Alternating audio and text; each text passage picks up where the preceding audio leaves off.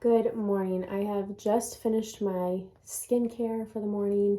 I typically wash my face at night, and in the mornings I just do kind of like a quick little refresh. I think I'll do a full dedicated video to my full lineup of my skincare if that's something you're interested in, but I thought I would just share some of the products that I bring in as the seasons change. Starting off with, this is from Circumference, and it is their Active Botanical Refining Toner. It just has antioxidants to refresh and balance the skin, and it's a great kind of primer before you put on your moisturizer or other serums. So another product that I've been using that actually was sent to me by a friend of mine is this Osea. I got a few things from them, which I've always wanted to try out their products.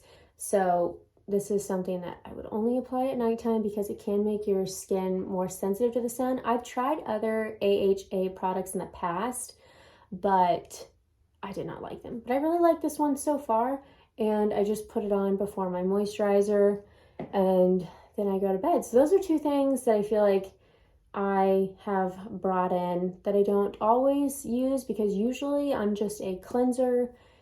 Sometimes I'll do a serum of some kind, but honestly, like I just cleanse and moisturize with a good moisturizer, and then I'll do a facial oil on top of that, especially during the winter time, but I'm not as picky about it this time of year just because it's still kind of humid out. I am trying to get to a place where I'm focused on clean beauty, and if you want to know my honest opinions about clean beauty, I feel like it's a little bit confusing out there. There's a lot of loopholes when some things are considered clean and not.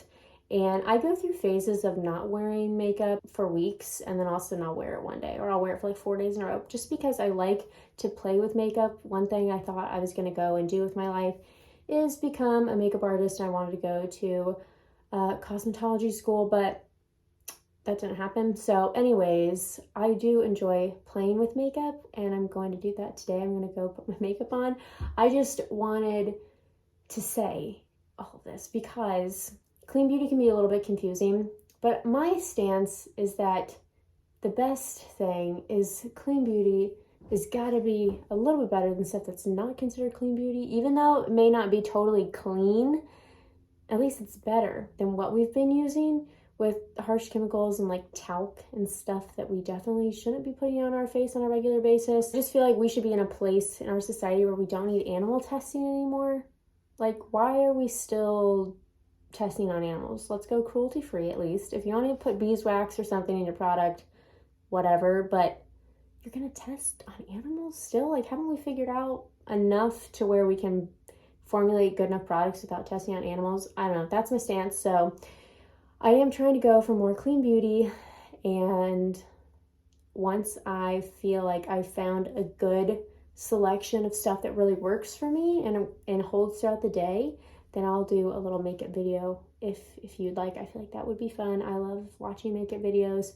So either way, I am gonna go get ready, and I'll see you in a little bit.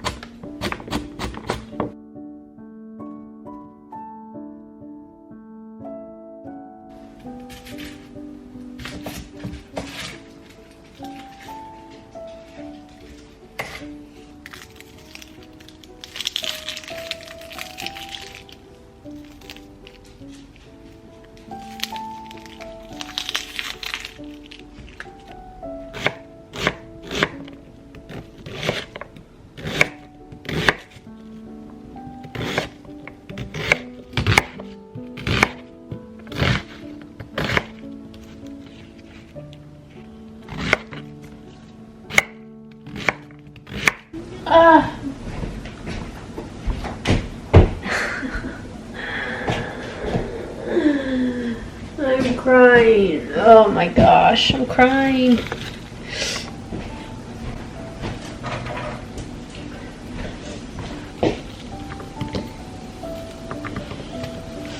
Touch your food. Touch the ingredients in your food.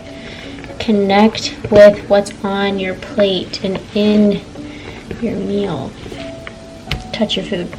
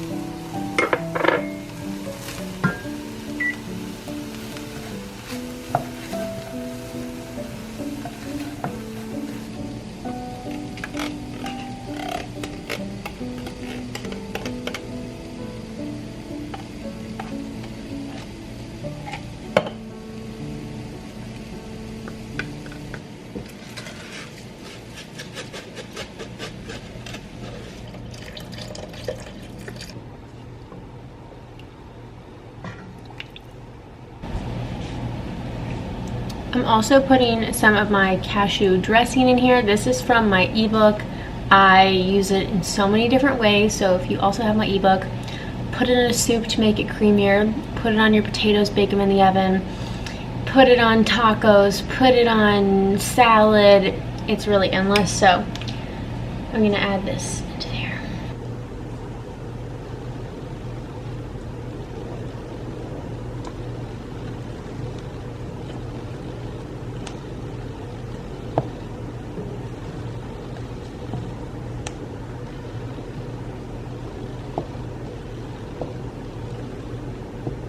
Today is the first day of autumn. Videos that I've really been enjoying watching have been book videos, so I am just going to talk about books, and then we're going to bake a little fall treat after this just to hang out for the afternoon. I thought it would be kind of fun. All right, the first books that I'll talk about are some books that go parallel with movies, and they're also very popular. You probably already know about them.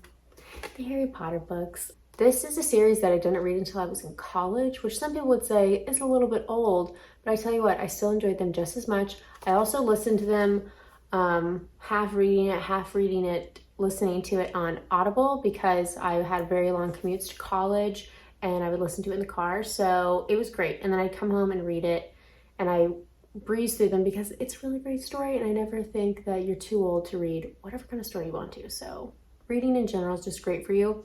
And these books are really fun. It's a little bit cliche, but the Twilight series, it's either cringy or it's nostalgic. And for me, it's a nostalgic series because I read them in high school and I really loved them back then. So these are really fun to read and then watch the movies. And my husband's actually never read the books, and he's also never seen the movies. So since September, I've been making him watch the Twilight movies with me. And it's actually been fun because they're kind of cringy and we kind of talk and make jokes throughout the whole movie, but it's been a good time. And it really feels like fall because everyone's dressed cozy and all the colors. It's a good mood board.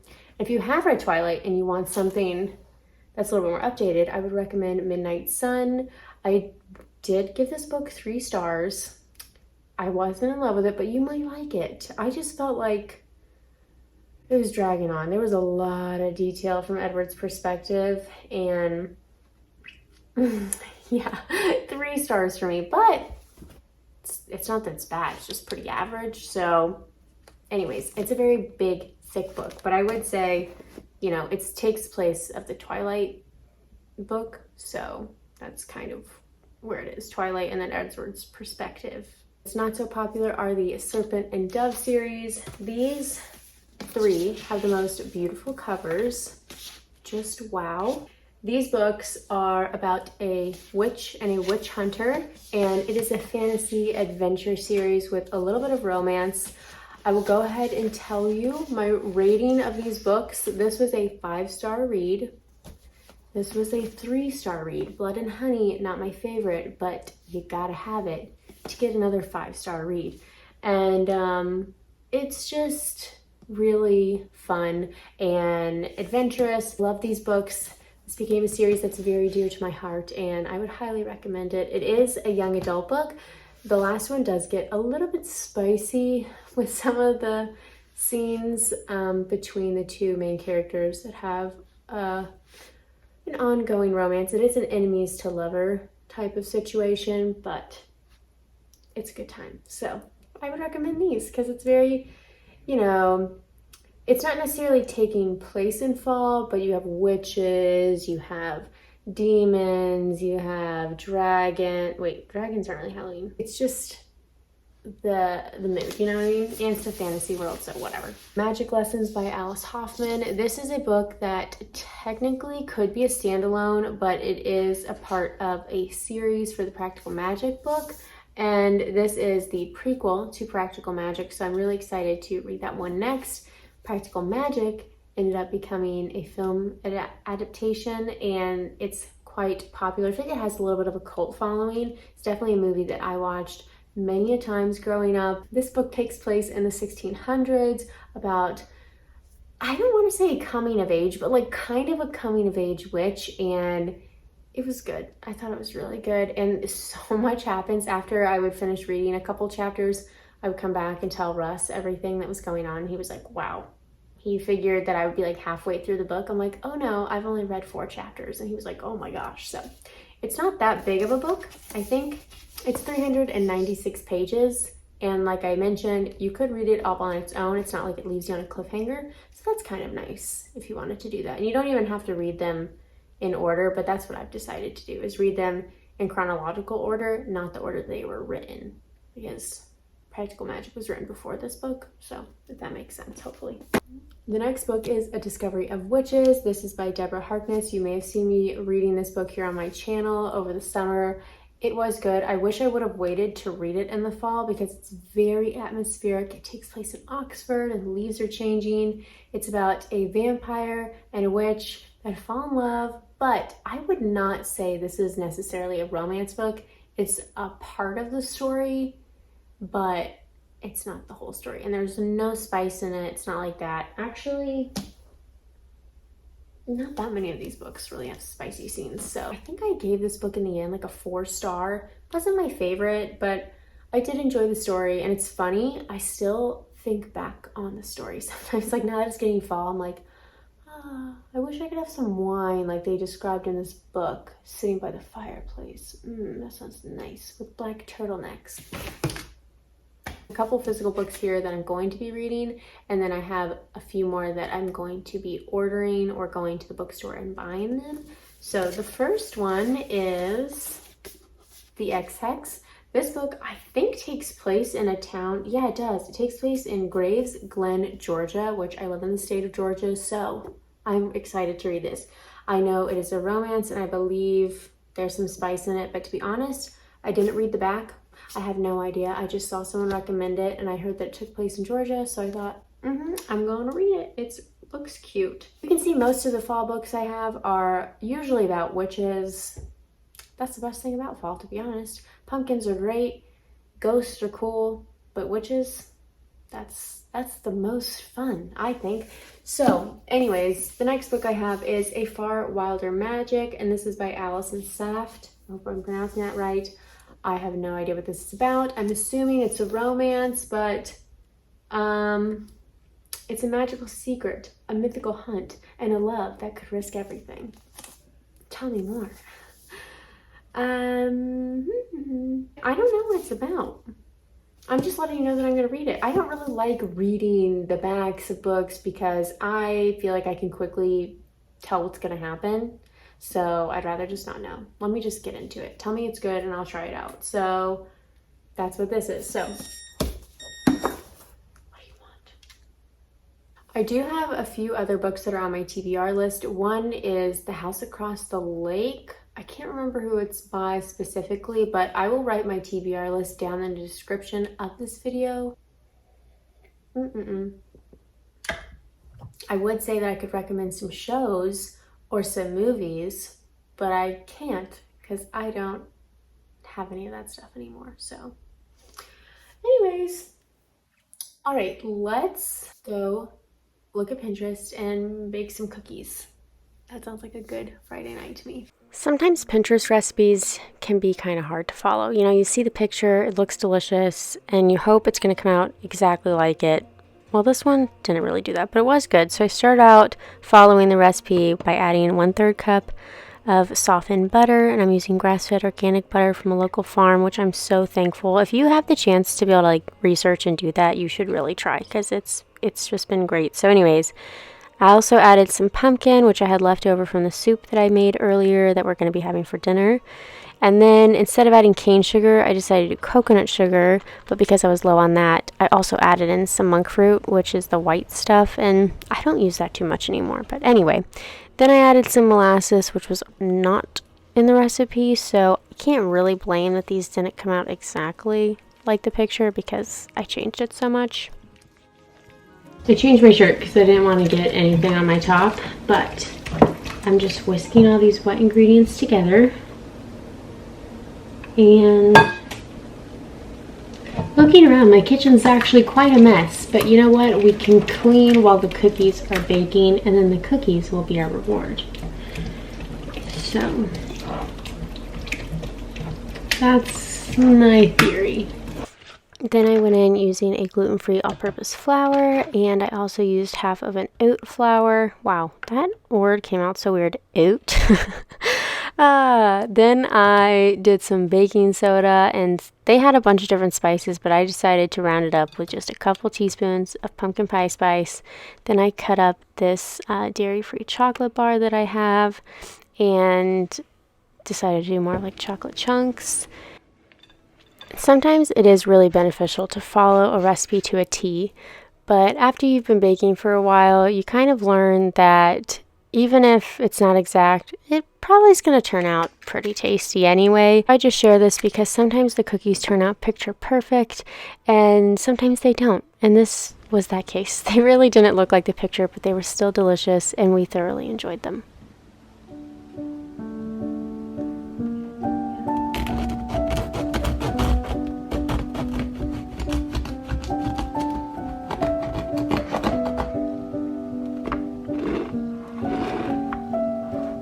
I'm gonna have to take this part off.